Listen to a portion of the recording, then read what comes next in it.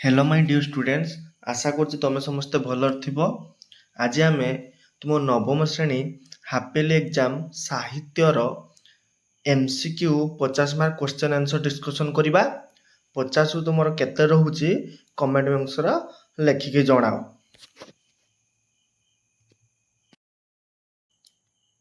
एक नंबर प्रश्न देखो,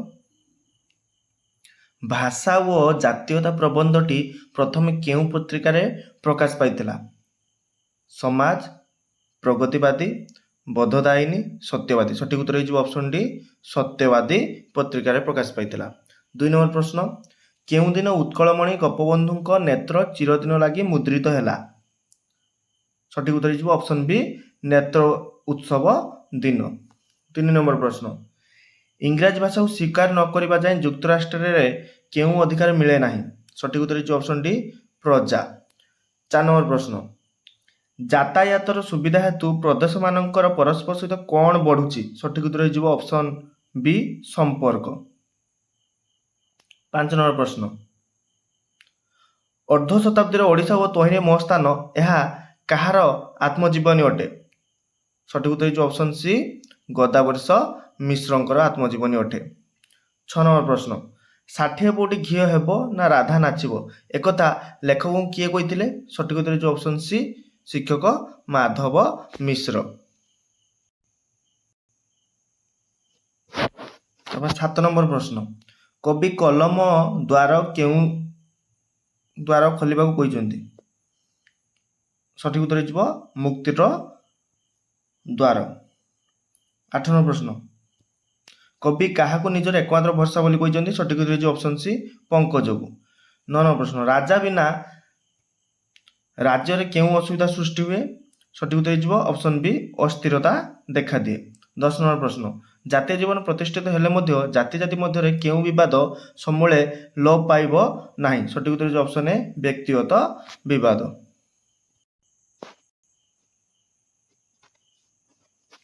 तापरे 11 नंबर प्रश्न, जापान जातिर उन्नतिर मूल मंत्र कौन अटे? सठिक उत्तर हो ऑप्शन बी जातिर टेक रखी कार्य करिबा। 12 नंबर प्रश्न, किए भारत मातार शपथ नुहे बोली मधुसूदन दास कहिसंती? सठिक उत्तर ऑप्शन डी उत्कल। 13 नंबर प्रश्न, बंदे उत्कल जननी कविताटी केबे राज्य संगीतर मान्यता पाइथिला? सठिक उत्तर ऑप्शन बी जून 7 2020 मसीहा। 14 नंबर प्रश्न, उत्कल जननी को कवि चारु हास्यमय बोली काहे कहिसंती? सठिक उत्तर हो ऑप्शन डी सुंदर हसर शोभा पाउथिबारु। 15 नंबर प्रश्न, विश्व भूमंडल कृतवर स्नेहा एठारे कृतवर शब्दर अर्थ कौन? सठिक उत्तर हो option C सुपंडित। 16 number question, Bhakta Charan दास केउं जुगर कवि थिले? सठिक उत्तर हो ऑप्शन बी रीति जुगर कवि थिले। 17 नंबर प्रश्न, लेख गोदावरीश मिश्र केउं श्रेणी एंट्रांस पास करथिले? सठिक उत्तर हो ऑप्शन सी द्वितीय श्रेणी रे। 18 नंबर प्रश्न, काहार प्रेरणा नेतृत्व रे उत्कल सम्मेलन गठित होइतिला? सठिक उत्तर हो ऑप्शन सी गोपबंधु दास। 19 नंबर, अन्य जातिर दश गुड़िक केउं आखिरे देखिया प्राबंधिक कहिसंती? सठिक उत्तर हो ऑप्शन ए बंद आखिरे। 20 नंबर क्वेश्चन, आर्य ऋषि माने कोन भाबुथिले? सठिक उत्तर हो ऑप्शन बी भाषार एकता रक्षा करने को भावुले। 21 नंबर प्रश्न, कविता प्रयोग करा बलियाई शब्दर अर्थ कौन? सठिक उत्तर हो ऑप्शन डी बलई करी। 22 नंबर प्रश्न, श्रीकृष्ण मधुपुर को गले माता यशोदा पुत्र विच्छेद में कौन करिए बोली कवितार वर्णित?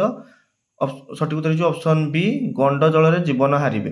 23 नंबर प्रश्न, पद्म कवितार कविंकर केउं रचनार उद्धृत होइछि? सठिक उत्तर हो ऑप्शन सी छांदमाला। 24 नंबर प्रश्न, भक्तजन पाई कौन मनोहर अटे? सठिक उत्तर हो ऑप्शन बी विभु पदारविंद। 25 नंबर प्रश्न, गोदावरीश महापात्र द्वारा प्रकाशित व्यंगात्मक पत्रिकार नाम कौन? सठिक उत्तर हो ऑप्शन डी नियाकुंडा। 26 नंबर, साम्य एहार विपरीतार्थबोधक शब्दटी कौन? सठिक उत्तर हो ऑप्शन डी वैषम्य। 27 नंबर प्रश्न, पुत पुत यही समचारित शब्दर अर्थ कौन? सठिक उत्तर हो ऑप्शन सी पुओ पवित्र। 28 नंबर प्रश्न, शुणिबार इच्छा एक पदरे प्रकाश कले कौन हम? सठिक उत्तर हो ऑप्शन सी शुश्रूषा। ତାଲବେଶରେ ହସଉକାର, ତାଲବେଶର ର ଫଳା, ତଇଁରେ ଦୀର୍ଘକାର, ମୂର୍ଧନ୍ୟ ଶକାରେ ସା, ଶୁଶ୍ରୂଷା। ଏଇ ବନାନଟି ଠିକ ହବ। C number. 29 ନମ୍ବର। ଜାଜ୍ଜଲ୍ୟମାନ ଶବ୍ଦର ମୂଳ ଧାତୁଟି କ'ଣ? ସଠିକ ହେଉଛି ଅପସନ ଡି ଜ୍ୱଳ। ଳରେ ହଳନ୍ତ ଲାଗି ନାହିଁ, ଳରେ ହଳନ୍ତ ହବ। 30 ନମ୍ବର। ନୟନ ଶବ୍ଦଟିକୁ ସନ୍ଧି ବିଚ୍ଛେଦ କର। ସଠିକ ଉତ୍ତର କ'ଣ ହେଇଯିବ ନା ଅପସନ ସି ନେ ଯୁକ୍ତ ଅନ, ନୟନ।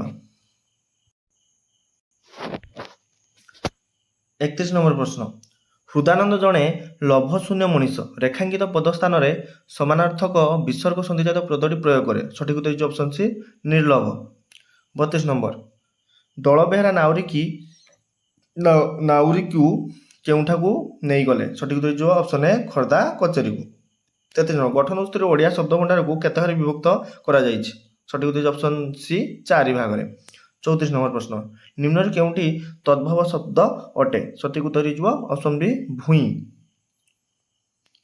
35 ନମ୍ବର। କଇଁଚି ଶବ୍ଦଟି କେଉଁ ଭାଷାରୁ ଓଡ଼ିଆ ଭାଷାକୁ ଆସିଛି? ସଠିକ ଉତ୍ତର ହେଇଯିବ ଅପସନ ଏ ତୁର୍କୀ। ତାପରେ 36 ନମ୍ବର ପ୍ରଶ୍ନ। ଯେଉଁ ଶବ୍ଦରୁ ଗୋଟିଏ ବର୍ଣ୍ଣ କାଟିଦେଲେ ଶବ୍ଦର ଅର୍ଥ ପ୍ରକାଶ କରିବାର କ୍ଷମତା ଲୋପ ପାଏ ତାକୁ କେଉଁ ଶବ୍ଦ କୁହାଯାଏ? ସଠିକ ଉତ୍ତର ହେଉଛି ଅପସନ ଡି ମୌଳିକ ଶବ୍ଦ କୁହାଯାଏ। ତାପରେ 37 ନମ୍ବର ପ୍ରଶ୍ନ। ନିମ୍ନୋକ୍ତ କେଉଁ ଯୁଗ୍ମ ଶବ୍ଦଟି ସମାର୍ଥକ ଦୁଇ ପଦର ସଂଯୋଗରେ ଗଠିତ ହୋଇଛି? ସଠିକ ଉତ୍ତର ହେଇଯିବ ଅପସନ ବି ହଣା ମରା। ତାପରେ 38 ନମ୍ବର ପ୍ରଶ୍ନ। କଲେଜରେ ପଢ଼ିଲା ବେଳେ ପ୍ରାବନ୍ଧିକ ଗୋଦାବର୍ଷ ମିଶ୍ର କିପରି ପଢ଼ା ଖର୍ଚ୍ଚ ବହନ କରୁଥିଲେ? ସଠିକ ଉତ୍ତର ହେଇଯିବ ଅପସନ ଡି ପୂଜାରୀ କାମ କରି। ତାପରେ 39 ନମ୍ବର ପ୍ରଶ୍ନ। ବୁଢ଼ା ଶଙ୍ଖାରୀ ଗଳ୍ପରେ କେଉଁ ଭାବନା ପ୍ରକଟିତ ହୋଇଛି? ସଠିକ ଉତ୍ତର ହେଉଛି ଅପସନ ଡି ବାତ୍ସଲ୍ୟ। 40 ନମ୍ବର ପ୍ରଶ୍ନ। ଶଙ୍ଖା ପିନ୍ଧାଇ ସାରି ବୁଢ଼ା ପଇସା ନେବାକୁ ରାଜି ହେଲା ନାହିଁ କାହିଁକି? ସଠିକ ଉତ୍ତର ହେଉଛି ଅପସନ ବି ବୋହୂଟିକୁ ମା ରୂପେ ଦେଖିଥିବାରୁ। 41 ନମ୍ବର ପ୍ରଶ୍ନ। ଶଙ୍ଖାରୀ ବୁଢ଼ା ଅତି ଯତ୍ନରେ ଶଙ୍ଖା ମୁଠିକ କେଉଁଥିରେ ଆଣିଥିଲା? ସଠିକ ଉତ୍ତର ହେଇଯିବ ଅପସନ ସି ଗାମୁଛାରେ ବାନ୍ଧି ଆଣିଥିଲା। 42 ନମ୍ବର ପ୍ରଶ୍ନ। ଉପସର୍ଗ ଏହାର ଗଠନ ରୀତି କ'ଣ? ଉପ, ସୃଜ, ଅ। ସଠିକ ଉତ୍ତର ହେଇଯିବ ଅପସନ ବି ସୃଜ। 43 ନମ୍ବର ପ୍ରଶ୍ନ। ଧୋବାକୁ ଲୁଗା ଦିଅ ରେଖାଙ୍କିତ ପଦର ସକାରଣ ବିଭକ୍ତି ଦର୍ଶାଅ। ଏଇଟା ପଢ଼ା ବେଳକୁ କୁହାଯାଇଥିଲା ପିଲାମାନେ। ଧୋବାକୁ ଲୁଗା ଦିଅ ଏଠି ହେଇଯିବ ଅପସନ ବି କର୍ମକାରକ ଦ୍ୱିତୀୟ ବିଭକ୍ତି ହେଇଯିବ। ସଠିକ ଉତ୍ତର ଅପସନ ବି। କାହିଁକି ନା ଏଠି ଗ୍ରହିତା ସମ୍ପୂର୍ଣ୍ଣ ଦାନର ଅଧିକାରୀ ନୁହେଁ। ଯଦି ଗ୍ରହିତା ସମ୍ପୂର୍ଣ୍ଣ ଦାନର ଅଧିକାରୀ ହେଇଥିବ ସେଠି ସମ୍ପ୍ରଦାନ କାରକ ହବ। ସମ୍ପ୍ରଦାନ କାରକରେ ଚତୁର୍ଥୀ ବିଭକ୍ତି ହୁଏ। ନହେଲେ ଯଦି ଗ୍ରହିତା ସମ୍ପୂର୍ଣ୍ଣ ଦାନର ଅଧିକାରୀ ହେଇନଥିବ ସେଠି ହେଇଯିବ ଦ୍ୱିତୀୟ ବିଭକ୍ତି, କର୍ମକାରକରେ ଦ୍ୱିତୀୟ ବିଭକ୍ତି ହେଇଯିବ।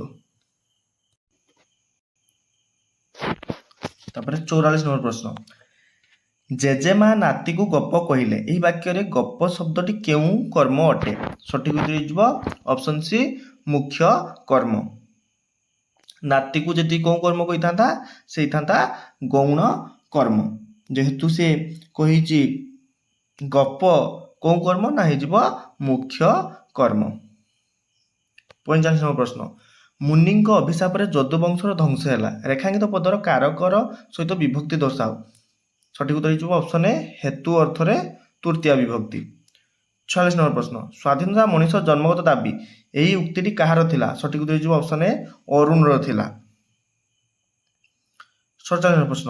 ଚୌରୀ ଚୌରା ବିପ୍ଳବ ବେଳେ ସୋମନାଥ ମହାପାତ୍ର ପୋଲିସ ବିଭାଗରେ କ'ଣ ଥିଲେ? ସଠିକ ଉତ୍ତର ହେଇଯିବ ଅପସନ ବି। ଏଠି ଟିକେ ଅପସନ ଭୁଲ ଅଛି। ଠିକ ଉତ୍ତର ହବ ଅସ୍ଥାୟୀ ସବ୍ ଇନ୍ସପେକ୍ଟର ଥିଲେ। ଅସ୍ଥାୟୀ ଇନ୍ସପେକ୍ଟର ଦେଇଛି, ସଠିକ ଉତ୍ତର ହେଇଯିବ ଅସ୍ଥାୟୀ ସବ୍ ଇନ୍ସପେକ୍ଟର। ତାପରେ 48 ନମ୍ବର ପ୍ରଶ୍ନ। ନାଟ୍ୟକର କାଳୀଚରଣ ପଟ୍ଟନାୟକ କେଉଁ ଉପାଧିରେ ବିଭୂଷିତ ହୋଇଛନ୍ତି? ସଠିକ ଉତ୍ତର ହେଉଛି ଅପସନ ବି କବିଚନ୍ଦ୍ର। କବିଚନ୍ଦ୍ର କାଳୀଚରଣ ପଟ୍ଟନାୟକ କୁହାଯାଏ। 49 ନମ୍ବର। ଆପଣା ସୁନା ତ ଭେଣ୍ଡି ବଣିଆ ସଙ୍ଗେ ଚୁଟି ଧରାଧରି କଲେ ଲାଭ କ'ଣ? ଏକଥା କାହାକୁ ଲକ୍ଷ୍ୟ କରି କୁହାଯାଇଛି? ସଠିକ ଉତ୍ତର ହେଇଯିବ ଅପସନ ସି ଚକ୍ରାକୁ ଲକ୍ଷ୍ୟ କରିକି କୁହାଯାଇଛି, କାହିଁକିନା ସେ ଫିରଙ୍ଗୀ ସହିତ ମିଶିଥିଲା। 50 ନମ୍ବର ପ୍ରଶ୍ନ।